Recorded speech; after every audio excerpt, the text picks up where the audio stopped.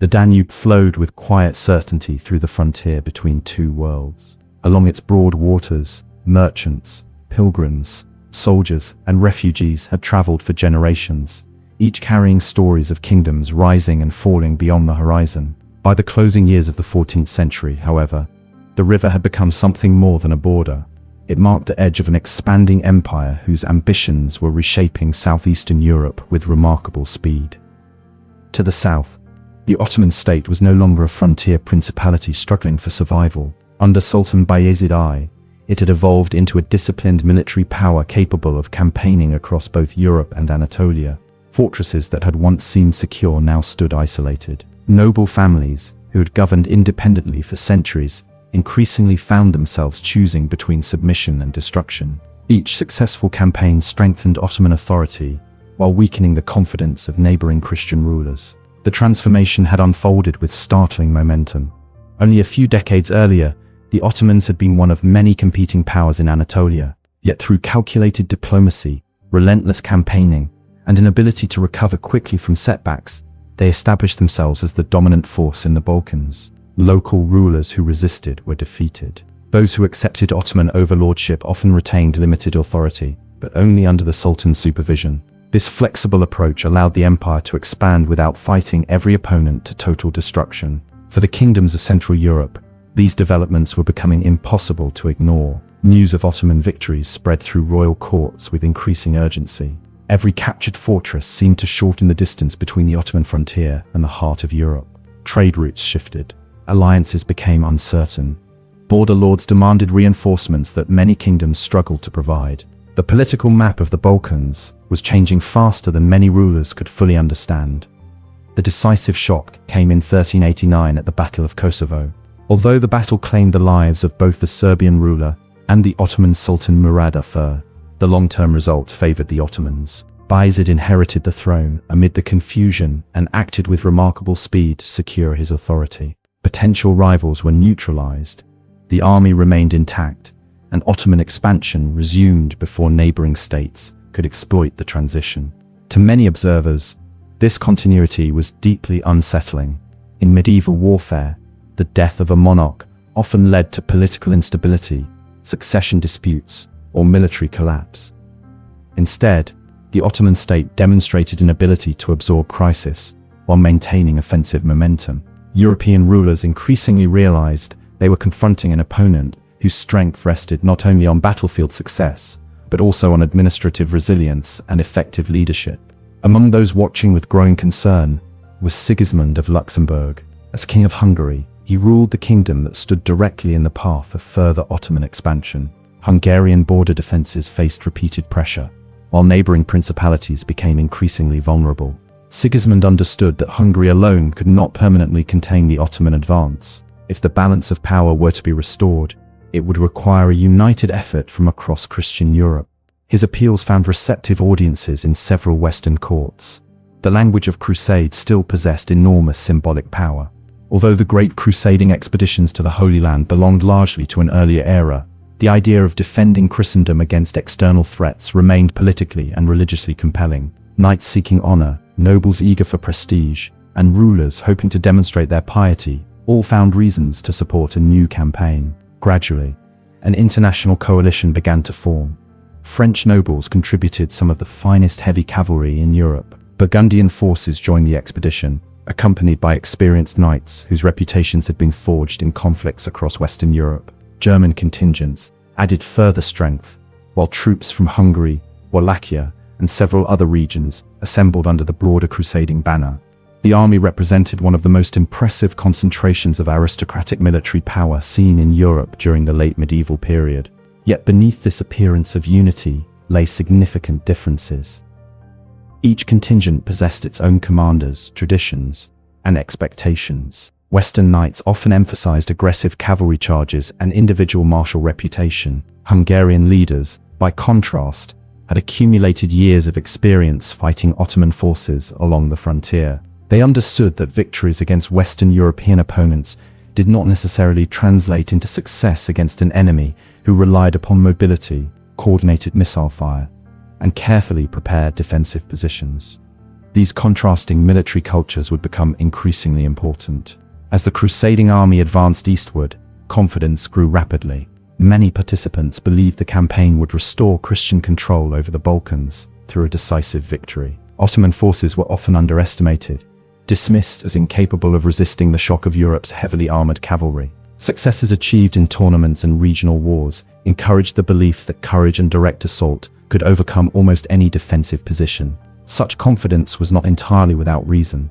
The mounted knight remained one of the most formidable battlefield forces of the medieval world. Encased in steel and supported by disciplined retainers, a coordinated cavalry charge could break infantry formations with devastating effect against opponents lacking cohesion or preparation. Its impact was often decisive.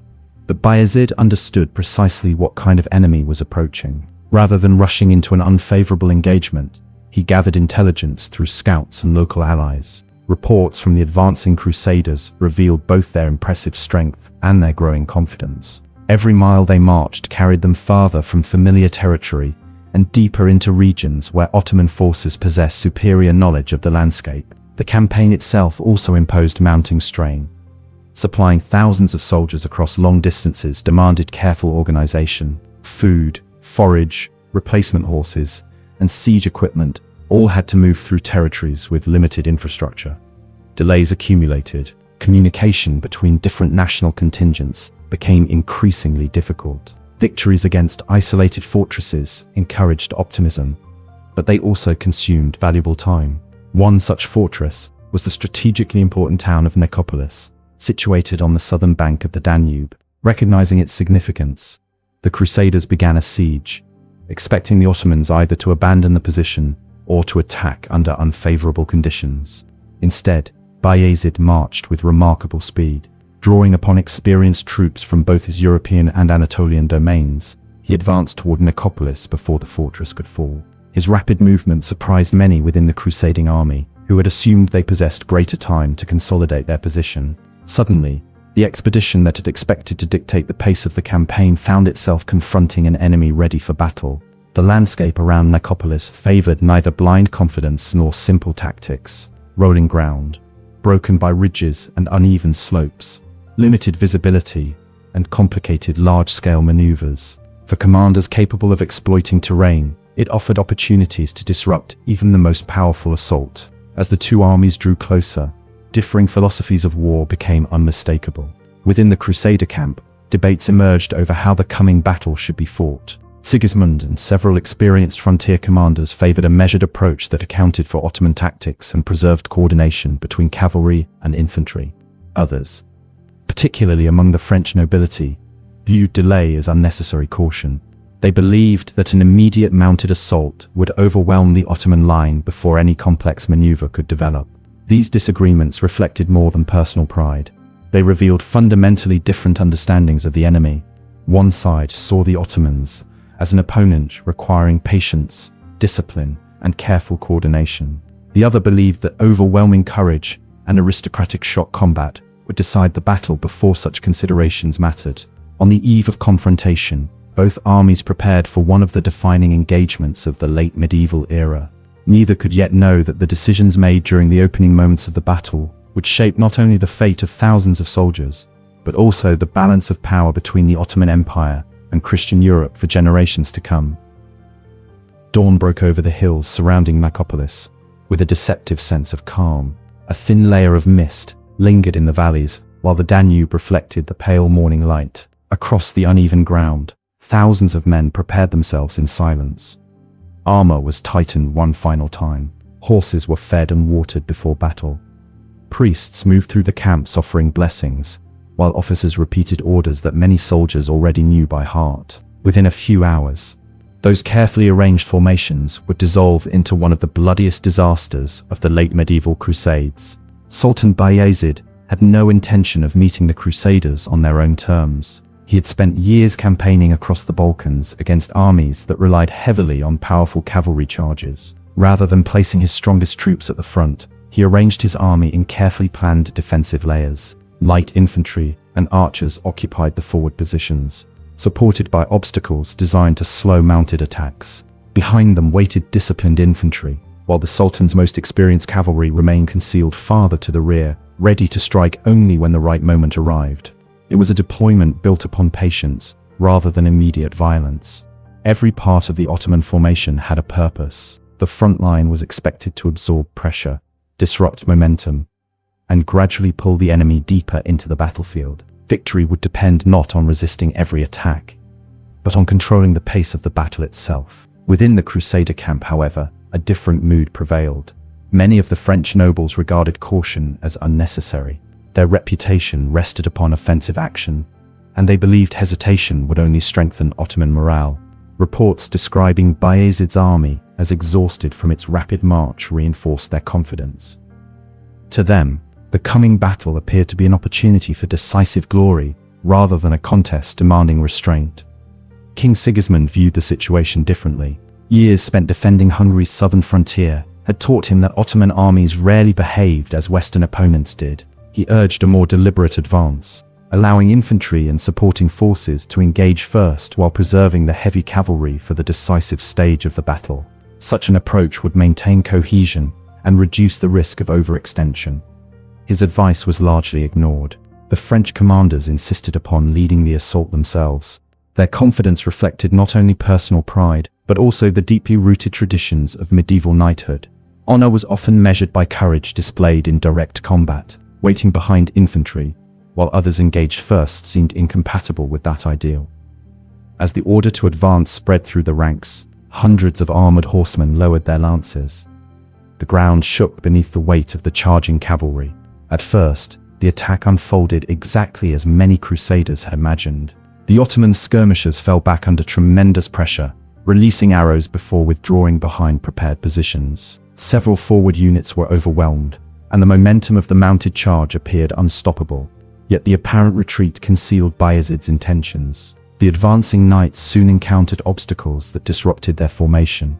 Stakes driven into the ground, uneven terrain, and concentrated missile fire forced horses to slow or change direction. Archers targeted both riders and mounts, creating confusion within what had begun as a tightly organized assault. Heavy cavalry depended upon maintaining momentum. Once that momentum disappeared, the advantages of speed and impact rapidly diminished. Many knights dismounted to continue the attack on foot, climbing uphill through difficult ground while wearing armor that had been designed primarily for mounted combat. The physical strain was immense. Every step consumed precious energy before they had even reached the main Ottoman line. Even so, they continued advancing. Their determination was undeniable. Several Ottoman forward positions were forced back after fierce fighting. Contemporary accounts describe intense hand-to-hand combat, in which heavily armored Crusaders gradually pushed through the first defensive layer. To those participating in the assault, victory seemed increasingly close. But Bayezid remained remarkably patient. He resisted the temptation to commit his reserves too early. Instead, he allowed the French advance to continue farther from the supporting elements of the Crusader army. The deeper they penetrated, the more isolated they became. Behind the leading cavalry, the rest of the Crusader force struggled to keep pace. Infantry moved far more slowly across the broken landscape. Communication between different national contingents deteriorated as dust, noise, and distance obscured the battlefield. Officers attempting to relay new orders found themselves overtaken by events unfolding faster than they could respond. The army that had begun the morning as a unified coalition was gradually fragmenting. At the center of the battlefield, Bayezid recognized the moment he had been waiting for. His elite cavalry, held in reserve throughout the opening phase of the battle, now advanced into action. These experienced horsemen did not launch a reckless frontal attack. Instead, they struck the exposed flanks of the advancing Crusaders, while other Ottoman units closed in from multiple directions. The tactical balance shifted almost instantly. The French knights, exhausted by their uphill advance and separated from the main army, suddenly found themselves surrounded by fresh enemy forces. Their superior armor still offered protection in close combat, but it could not restore lost cohesion or replace the support that had fallen far behind. What had seemed like a breakthrough was becoming a trap. Elsewhere on the battlefield, Sigismund attempted to organize the remaining Crusader formations. Hungarian troops advanced with greater caution, trying to stabilize the situation before the Ottoman encirclement became complete. But by now, the initiative belonged entirely to Bayezid. Every movement by the Crusaders became a reaction to developments they no longer controlled. The psychological effect was profound. Soldiers who had expected to exploit a collapsing enemy instead discovered fresh Ottoman formations appearing before them. Units that believed victory was only moments away suddenly faced attacks from unexpected directions. Confusion spread rapidly through the ranks as conflicting reports circulated across the battlefield.